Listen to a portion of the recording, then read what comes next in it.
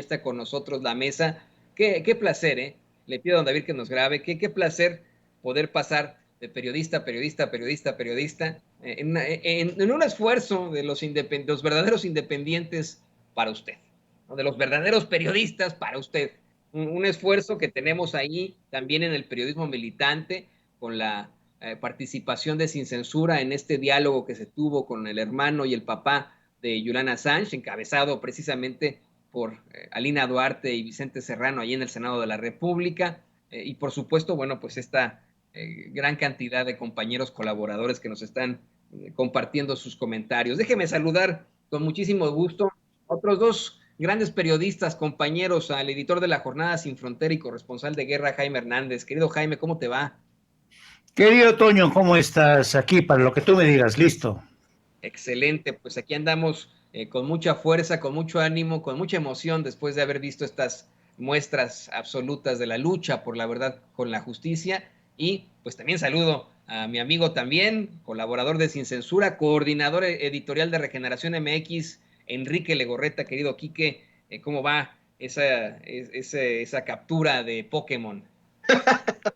¿Cómo estás, Toñito? Muy buenos días. A Jaime, un gusto estar en esta mesa de periodistas maestros como tú, como Jaime.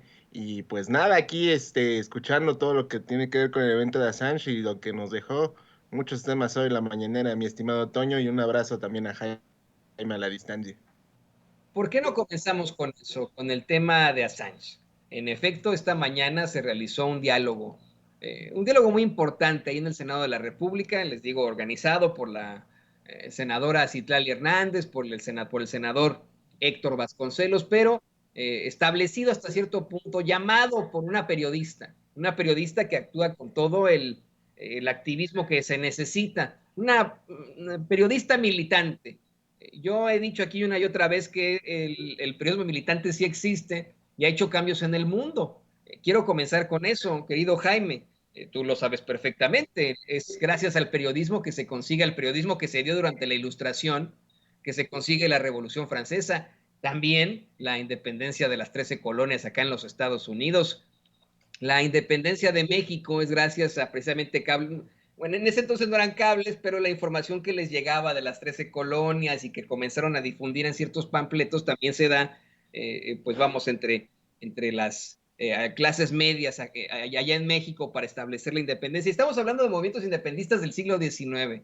Si vamos al siglo XX, hay claros ejemplos de cómo es que el periodismo tuvo que ser fundamental en cuanto a la lucha por la verdad, por la justicia y por una mucho mejor sociedad.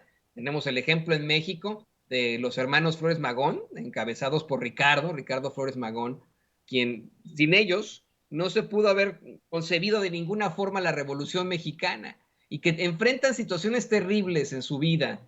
Ricardo es puesto en la cárcel allá en México, es perseguido por el gobierno de Porfirio Díaz. Acá en Estados Unidos, precisamente donde me encuentro, en el medio oeste de la Unión Americana, también es perseguido. Él llega primero a Los Ángeles, California, después se traslada a San Luis, Missouri, lo encarcelan, el gobierno de los Estados Unidos en ese entonces era simpatizante con el gobierno y con Porfirio Díaz, terminan mandando a una cárcel que está cerca, técnicamente donde yo vivo, pero del lado de Kansas, y ahí misteriosamente pierde la vida, dicen las autoridades que sufrió un ataque cardíaco.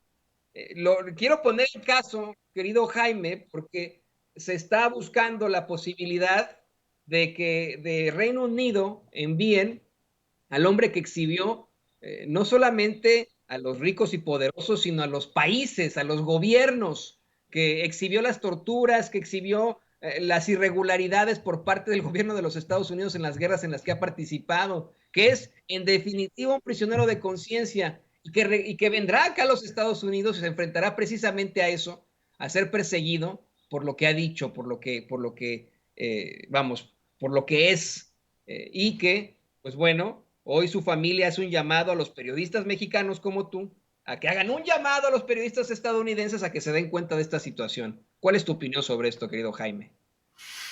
Bueno, yo creo que este tema tiene que, bueno, la visión más, digamos, menos enrevesada para entendernos, es que yo creo que Julian Assange rompió una lanza a favor de la libertad de expresión. Eso dicho en términos simples y llanos.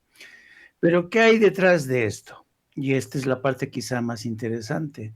Como tú bien has señalado, Julian Assange abrió la caja de Pandora, que durante mucho tiempo la comunidad de inteligencia de Estados Unidos se empeñó mantener bajo múltiples llaves, ¿no? Nadie quería desde la comunidad de inteligencia de Estados Unidos que se filtraran este tipo de documentos, videos, informes, memorándums. Y tú sabes que en Estados Unidos hay una suerte de gobierno paralelo, o, por decirlo de otra manera, gobierno en las sombras. Y ese gobierno en las sombras es la comunidad de inteligencia que tiene un poder infinito. Es un gobierno paralelo, es un gobierno que no se rige por la letra de la Constitución ni convenios internacionales. Es, una, es un gobierno que tiene licencia para matar, para liquidar enemigos, para espiar a gobiernos amigos, para espiar a jefes de Estado. Y el hecho de que Julian Assange haya puesto al descubierto era granjearse la animadversión de esta comunidad de inteligencia que, insisto, es muy poderosa. Es un gobierno en las sombras de Estados Unidos.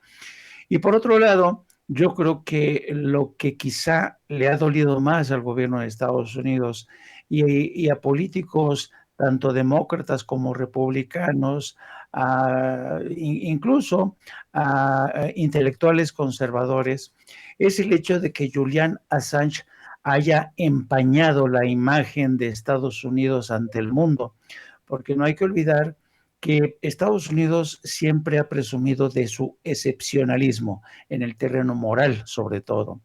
Y también Estados Unidos ha presumido de su liderazgo en todo el mundo, pero en particular en Europa y América Latina. Tras la difusión de estos cables, en los que sale a relucir la actividad de espionaje que espiaban lo mismo a Angela Merkel, que a Felipe Calderón y a Enrique Peña Nieto, pues claro, francamente yo recuerdo muy bien que Angela Merkel estaba enfurecida, el gobierno de Felipe Calderón, al verse descubierto por las muchas dudas que tenía su gobierno para enfrentar a los cárteles de la droga, esto encolerizó a Calderón a tal grado que pidió la renuncia del entonces embajador de Estados Unidos en México, Carlos Pascual. También sabemos que estas revelaciones de Julian Assange embarcaron a Hillary Clinton, en aquel entonces secretaria de Estado, en una intensa campaña de relaciones públicas para pedir disculpas a todos los aliados que habían salido expuestos por estas filtraciones. Yo creo que uno de los elementos de mayor, digamos, importancia es el hecho de que por primera vez la Agencia Nacional de Seguridad que conducía James Clapper se viera completamente al desnudo, porque a pesar de las muchas declaraciones en continuas audiencias ante el Senado, James Clapper había insistido una y otra vez que Estados Unidos no espiaba a gobiernos amigos. Pues los documentos de Wikileaks desmintieron estas afirmaciones de James Clapper. Y así es que, por donde lo veas, Julian Assange le propinó uno de los más severos golpes a la credibilidad, a la reputación de Estados Unidos frente a sus aliados.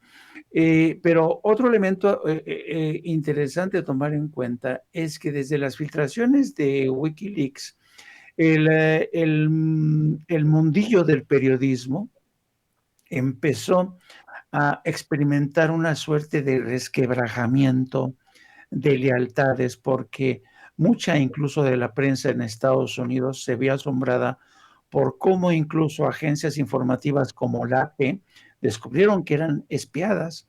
Medios de comunicación de otros países también fueron espiados. Se dio a conocer de qué manera la Agencia Nacional de Seguridad, que es la cabeza de todas las agencias de inteligencia en Estados Unidos, era capaz de grabar conversaciones telefónicas, conversaciones a larga distancia gracias a los satélites tan poderosos que tienen.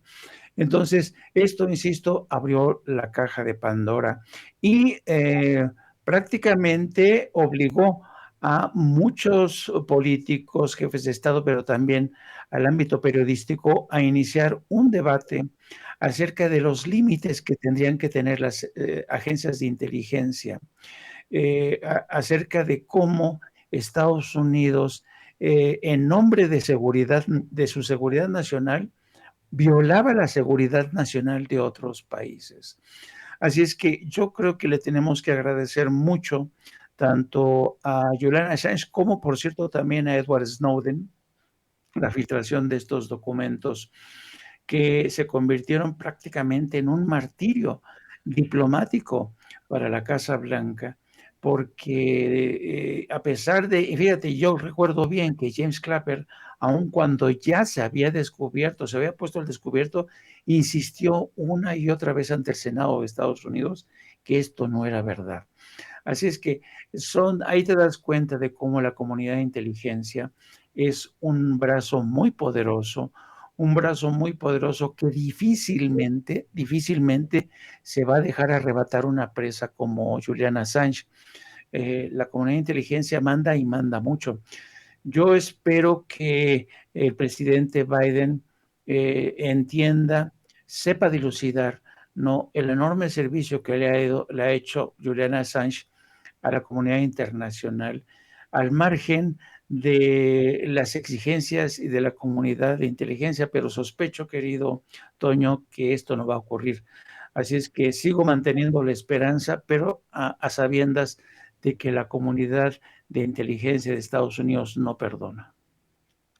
Pues, híjole, yo también tengo la idea, querido Jaime, de que en algún momento se pueda entender esa realidad, la realidad cambiante en este momento de los Estados Unidos. Se lo decía hace unos momentos a Ricardo Sevilla, cómo es que, pues sí, se mantiene todavía hasta cierta medida una idea macartista de la vida, pero las nuevas generaciones definitivamente tienen una idea más progresista que vamos, ya ni entienden el macartismo, ¿no? Ya no entienden eso de comunista, socialista, enemigos de la nación y etcétera, traidores.